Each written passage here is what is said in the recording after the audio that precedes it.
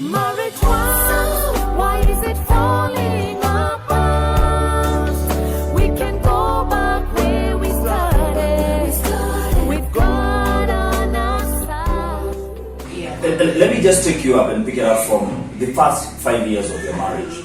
You understand that most marriages are breaking the first 3-5 years. So what worked for you those first 5 years?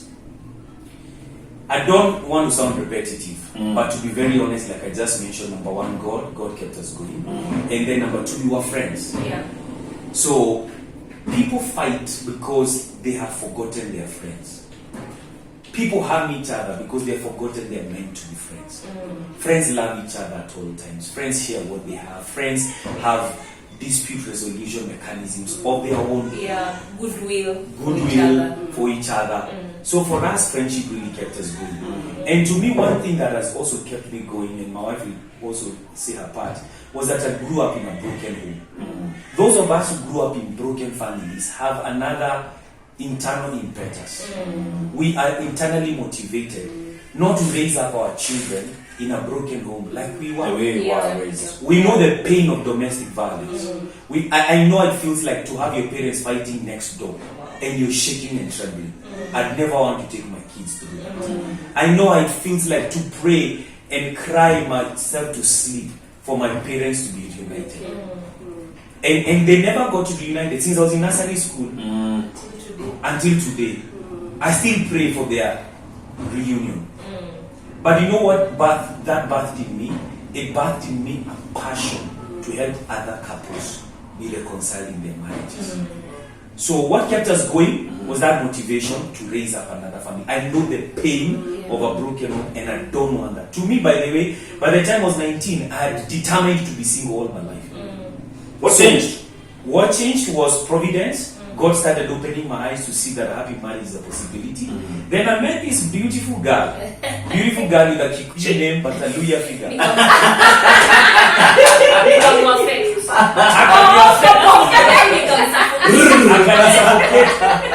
Alafu sasa ujue with an accounting background, I was good with figures. All figures. So when I saw a good figure, I knew I could tell a good figure when I saw it. You know, and what was I talking about when I mentioned about figure? What figure just so providence, God started working on my mind and in my heart that a happy marriage is a possibility. Then I met a beautiful girl. Then I met wonderful pastors. Then there were pastors. Now it's Bishop Alan Kuna and Reverend Cathy Kuna. And at some point I had the privilege of staying with them in the same house for a year plus. And I saw how genuine their love for each other was. And I started saying, kumbe this thing can work. Kumbe a happy marriage. You're being mentored. I got mentored. So that is what changed my mind about marriage. And then for me, I would say I never had an exit plan. Actually, it has never come into occurred to me that, you know what, iki kimse neza kiata. You know, I haven't hata sijaifikiria ni kimse huyu mse neza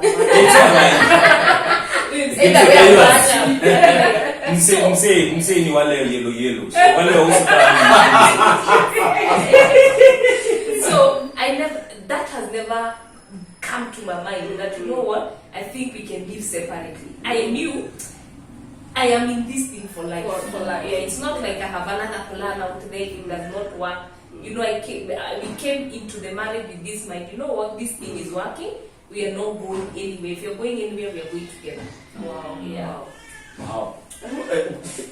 Now, 19 years. Do you have children? Do they affect your marriage in one way or the other? Is there anything that changed with children coming? Yes. Do you know there was a time, I'm laughing, because there was a time in our marriage when my wife was more pregnant than not. I tell you. You can imagine, do you know something? 22 years later, my wife and I have never been summoned by our pastors in terms of there is something they want to correct. Except after our firstborn was born, some few months later, my wife was pregnant again. Okay. That's a problem. and all of a sudden you're going to see a baby. You were not having a baby when you were having a conversation, and now you have. Oh, voila. So yes, children. I'm laughing because there was a time that my wife was more pregnant than not. And like I just mentioned, 22 years later, we've never had to sit down before our pastors or for counseling because something is amiss in our marriage. Other than that time, after our firstborn was born, and some few months afterward. When our firstborn was 5 months, I conceived. Yes.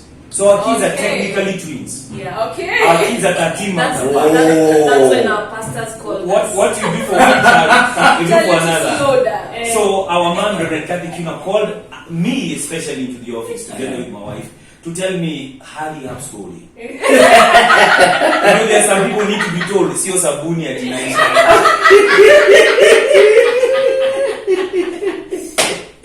Yeah, so like when we were 3 years married, you can imagine I had been pregnant for 18 months. Just 3 years. Yes. Actually, half the time. Half the time Yes. you were pregnant. Yeah. Oh, akipole. So, but you know what? No, you can say Paul when they're young. Yeah, Actually, because our God. children were breastfeeding at the same time. Ungemaliza, huyu mwingine anaendelea. Whoa. And that is just a hustle. Those are when they're twins, young. in essence. Yeah. That is a hustle only when they're young. Because later on, they are so beautiful now. Our firstborn is in Form 6. She's getting ready to go do law. Our secondborn is in Form 5. And basically, they look so beautiful Yeah. when they appear to be almost age mates. Yes. Yeah. Okay. Wow. And of course, now we have a 10-year-old after that. Yeah. And we are currently working on a football. And maybe I mean, we are not too old. Abraham got a child at 100. So, what would you tell your 10-year self in marriage? What would you tell someone who is in 10 years in marriage? What would you tell them to do better so that they can hit the 20 years? Keep it simple. yeah. At about 10 years into marriage, special. It's okay. At about 10 years into your marriage, dozi imeanza kuingia. Yeah. You know, there is that common phrase people now are joking around, pesa kidogo ushaanza maliza. Yeah. You know, I was driving the other day and I got into an intersection, a junction. And there was a hesitation because there was a border guy driving, riding his bike, motorbike, and I'm also driving my car. So, nashanga nimwachia, niachie. So, in that confusion, there was an awkward moment. So, the guy had the audacity to do me like this, the border guy. So, I'm just thinking, Buddha, umeanza mariko mapema. Pesa kidogo ushaanza kufanya watu. So, I'm just thinking, you're on the motorbike, you're doing drivers like this. So, what about when you will be driving? What will you be telling guys? Yeah. And I'm not saying that in any way to demean his motorbike. That to him, that could be a big step forward. And may God bless him. But my point is, don't get an attitude when money starts coming. Hatunaanza kufanyia wifi yako hivi. Na mlijuana kama una anything. Kama una yeni hata ngoda maybe ulikuwa na moja. Ulibaikiwa navy blue. You didn't hear that. You didn't hear that. Sasa ilikuwa beige. Hata maina Unajiingia wife nini by the way. Yeah. That's why I honestly believe it's a big plus for a couple to get married when they are without a lot of money. Because then that's a point to humble yourself. That's a reference point. Yeah. Unaniringia, nilikujua kama una kitu. You're getting my point. So, what would I tell people in their 10 years of marriage? Keep it simple. Yeah, Just like it was. Don't be complicated. Yeah. Relax. Usicomplicate Lingala. Yeah. Ati sasa uko na pesa kwa bank, unaanza tumaringo, unaanza kuonesha your wife madharau, unataka kutafuta demu mwingine. Ama hata wife anaweza onesha hazima. Yeah. This girl loved me when I was broke, busted and disgusted. 22 years ago. Ouch. And listen, by the grace of God, 22 years later, I have not touched another woman. The girl that loved me when I was broke, by the grace of God, will be the girl until I die. Amen. Awesome. Yeah. No, finally, there's an issue we wanted to address, and we'd like you to address it for us because what has worked for you. Someone once asked, bedroom yetu inafaa kuingiwa na nani? Who should come in and who should not? And how do we draw the line? Do you ever let people bedroom, your kids, house help, relatives, someone came in on. Why would they come in? What do you think about that? Okay, maybe let me say something and then my husband will say. Our children, of course, can come into our bedroom. But they always knock. They always knock. We talk taught to them to knock. Yeah, before you come into the room, this is respect our bedroom. You knock first. So because you cannot say you can, you children never come into the bedroom. Really, that's their home, and they're just there for a while. After some time, wataenda kwao. They leave it to us. Yeah, they leave it to us. True. But the issue of other people coming into your bedroom, what are they coming to do? Yeah, That's your friends, playground. relatives, what are they coming to do? Uwanja wa michezo. That's where it happens. Uwanja wa michezo. Not unless there is something very specific that you have, you want them to do, and you tell them to come in. But still you're feeling But ish. still, your bedroom is your private place. If somebody is coming to visit you, they don't come to visit you in your bedroom. Of course, there are those times like when I got my children, and maybe my sister had come, and she needs to see me. Maybe she needs to come and help me with the baby or something. That's okay, But other than that, I don't see why, for example, a relative should come to visit you and they keep going in and out of your bedroom and they have nothing to do there. And actually, there are many extramarital affairs Very correct. that have begun that way. Among relatives and friends who are too close. Who are too close. So I think that boundary should be set. And when it comes to for example, the housing of coming into the house, into the bedroom, there are times they will need to come and help me wash. For example, I let them come in to wash, but I am the one. But not when I'm around. And not when he's around. It is me who determines what time do you come and wash. Or, today we are not around, please go and wash. We let them do that. And we came to realize early, there are people who would say, hapana, mimi nikienda job, nafunganga bedroom, house girl atakuja kufanya nini anaweza kuja kunibia. But you know what we reasoned? You are leaving this person with your children. Bedroom ni nini? Kama unaweza mwacha na mtoto, nguo ndio utaanza hapo kumfungia. Ama pesa kidogo. Yeah. And you know Pesa what? kidogo ushaanza kufunga. And you know what we realize? Do you know at times when you don't lock it, they see that you trust them. Yeah, at times saa zile wanaanza kuiba ni saa zile hata ndio unawapatia ideas.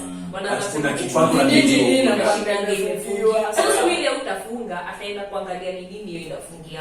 Awesome. Yeah, but I'm thinking it is a private place, not unless you really need somebody to come in and help, and they should come at your invitation. Alright. Yeah, but not just come. And even the children should knock at the door, because Yeah. there are certain things that the children can see that would impact on them negatively. Yeah. Not because the things themselves are negative. Yeah, but Yeah. because of what they saw. They saw. Yeah, They can get traumatized. Alright. So let them keep knocking at the door. Yes. But my wife and I, there are times our children come into a bedroom because at times we're relaxing on the bed and they come sit on the bed together with us and we laugh and we joke. Yeah. So, Well, Uafrika iliwatoka kabisa. yes. Because I remember when we were growing up.